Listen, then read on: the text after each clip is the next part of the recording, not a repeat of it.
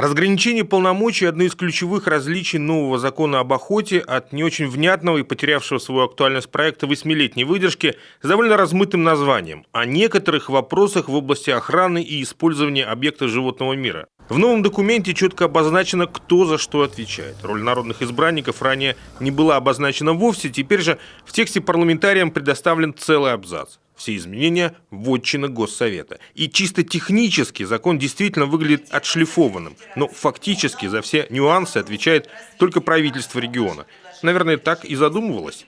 Предусмотрена норма внеочередного распределения лицензий тем охотникам, кто добыл волка. В первую очередь речь идет о лицензиях на лося. В конце прошлого года, в декабре месяце, Минприроды России выпустила методические рекомендации, утвердила их своим приказом, где эта норма также содержится и ряд других норм, в том числе поощрение охотников для проведения биотехнических мероприятий, зимних маршрутных учетов. Соответственно, сейчас закон корректируется с учетом этих положений и будет представлен в Государственный совет. Сохранение численности охотничьих ресурсов и их воспроизводство тоже теперь у государства. Впрочем, более предметные вещи, например, правовой статус охотничьих избушек в лесу в законе не прописан.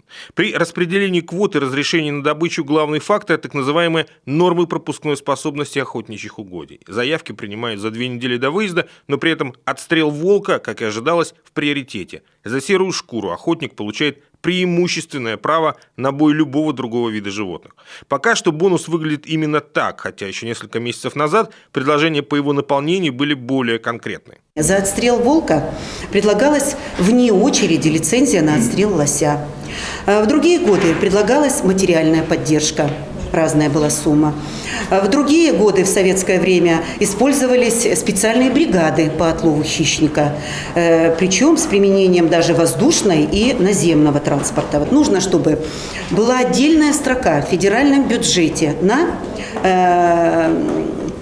отстрел хищника и на этот вид деятельности. В полномочия региональных властей теперь входит поддержание и увеличение численности охотничьих ресурсов через проведение неких биотехнических мероприятий. То есть разводить живность в полувольных условиях, что называется, на отстрел, теперь вполне законно. Тарифы на охотничьи вольеры пока что не ввели, но это, судя по всему, ненадолго. Поправок к новому закону точно не избежать. Максим Васильев, телеканал Юрган.